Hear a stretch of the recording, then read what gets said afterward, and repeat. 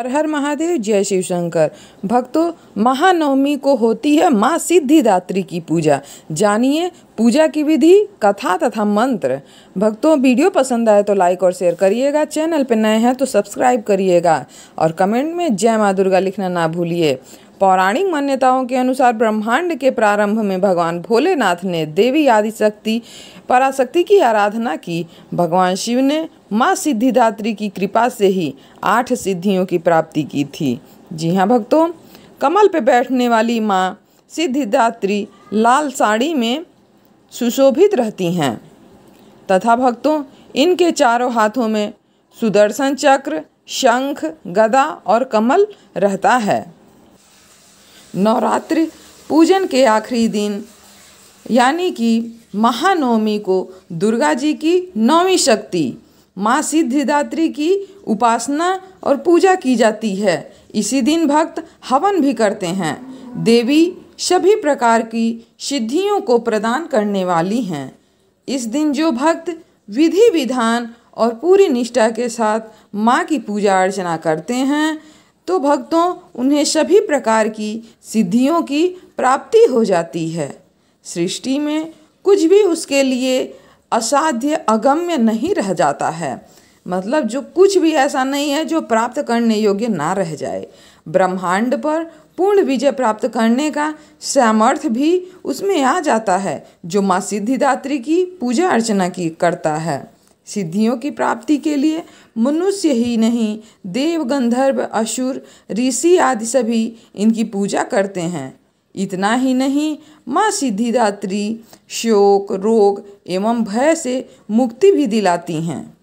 तो जानिए नवरात्रि के 9वें दिन की पूजा विधि क्या है, व्रत कथा क्या है और मंत्र मुहूर्त क्या है इस दिन का। आइए जान लेते हैं भक्तों पूजा की विधि। दुर्गा पूजा में इस तिथि को विशेष हवन किया जाता है, यानी कि 9 दिनों की नवरात्रि के लास्ट दिन हवन किया जाता है। यह 9 दुर्गा का आखिरी दिन भी होता है। जो इस दिन माता सिद्धिदात्री के बाद अन्य देवताओं की भी पूजा उपासना आज के दिन की जाती है। सर्वप्रथम माता जी की चौकी पर माँ सिद्धिदात्री की तस्वीर या मूर्ति रखकर आरती और हवन किया जाता है।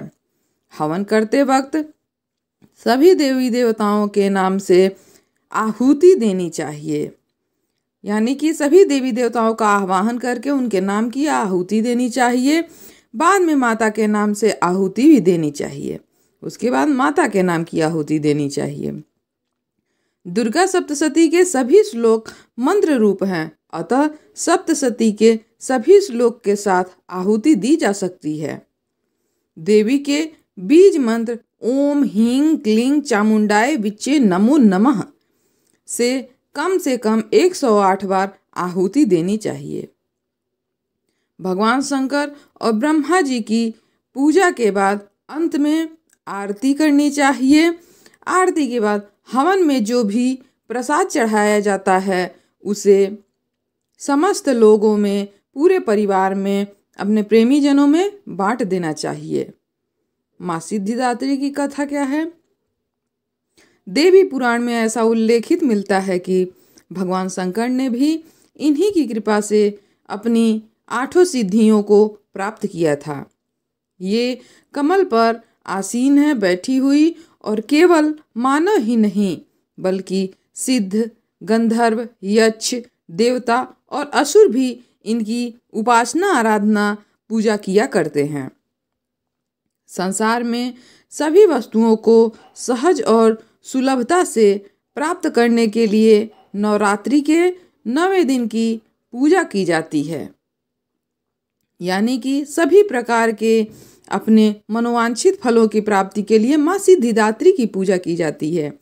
भगवान शिव ने सिद्धिदात्री देवी की कृपा से तमाम सिद्धियां प्राप्त की थीं। इस देवी की कृपा से ही शिव जी का आधा शरीर देवी का हो गया था, यानी कि अर्धनारीश्वर। इसी कारण शिव अर्धनारीश्वर नाम से प्रसिद्ध हो गए थे। इस देवी का पूजन, ध्यान, स्मरण हमें इस संसार की आसरता का बोध कराते हैं और अमृत पद की ओर ले जाते हैं। भगवान आप सभी लोगों को स्वस्थ रखें। माता रानी अपनी कृपा आप सभी पे बनाए रखें। आप सभी को वीडियो पसंद आए तो लाइक और शेयर करिएगा। कमेंट में जय माँ दुर्गा लिखना ना भूलिएगा। हर हर महादेव, जय शिव शंकर।